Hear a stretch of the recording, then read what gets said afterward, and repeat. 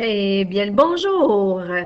Alors, je sais que tu connais le truc pour calculer la moyenne arithmétique, mais je veux aujourd'hui vérifier ta compréhension du concept de la moyenne à l'aide de quelques exercices. Alors, un petit rappel.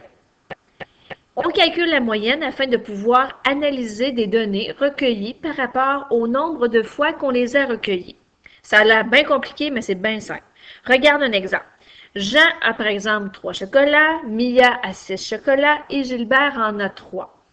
Qu'est-ce qu'on fait pour trouver la moyenne? Bien, habituellement, on additionne 3 plus 6 plus 3 chocolats, ce qui nous en donne 12. Donc, ce sont les chocolats recueillis par rapport à 3 personnes. Donc, 12 divisé par 3, ça fait en moyenne 4 chocolats. Quittons le mode plein écran pour faire un petit exemple rapide. Alors ici, Jean a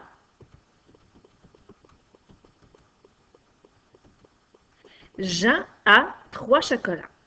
Les voici.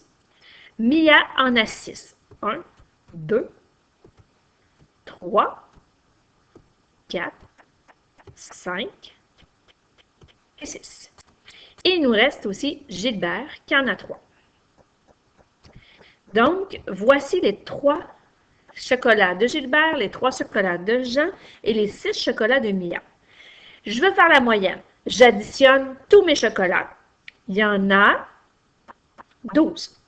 Et je veux rétablir tout ça également entre chaque personne pour savoir combien j'en ai en moyenne. Alors, je vais faire des petits paquets. Je distribue de façon égale. Alors ici, on a par exemple Jean, Mia, Gilbert. Donc, en moyenne, les gens ont 4 chocolats en moyenne. Voici le même exemple présenté dans un tableau. Jean, 3 chocolats. Mia, 6 chocolats. Gilbert, 3 chocolats. Nous distribuons les chocolats en surplus, ce qui fait une moyenne de 4 par personne. Si tu es un peu fatigué, je te suggère de prendre une petite pause parce que nous sommes rendus aux exercices à effectuer. Je te suggère de te faire lire la situation problème, de faire une pause pour l'effectuer et de venir vérifier ta démarche. C'est parti. Nouvelle situation. Je sais que Mme Caroline a donné en moyenne 5 chocolats à chacun de ses 3 enfants en fin de semaine. Joseph aime beaucoup le chocolat. Il en a mangé 7. Par contre, Noémie en a pris seulement qu'un. Combien de chocolats Dylan a mangé?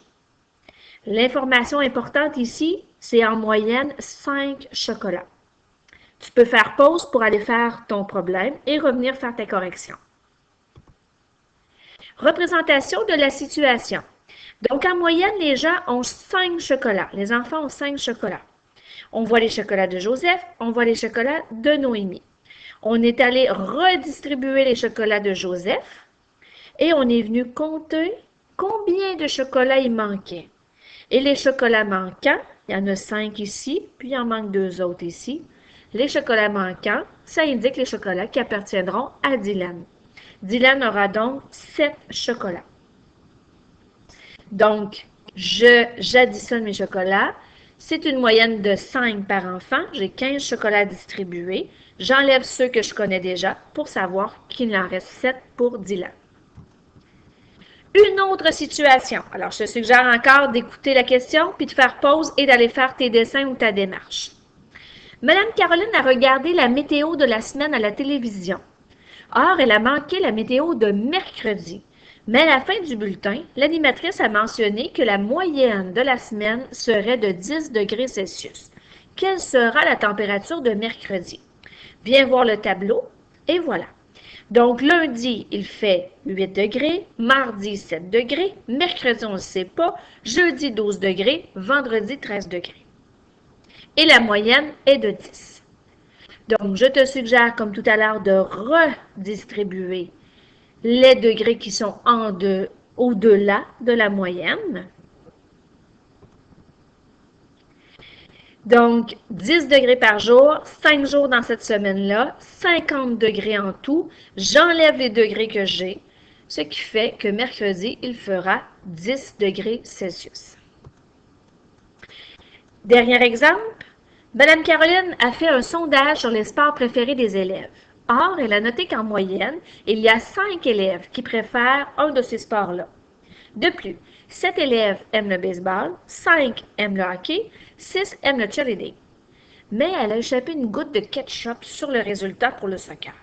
Combien d'élèves préfèrent le soccer?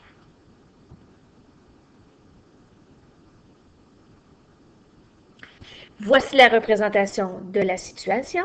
Donc, j'ai la moyenne de 5 élèves par sport. Le soccer, ici, on ne savait pas combien d'élèves l'avaient aimé. On savait le baseball, on connaissait le nombre de personnes qui aimaient le cheerleading, le nombre de personnes qui aimaient le hockey.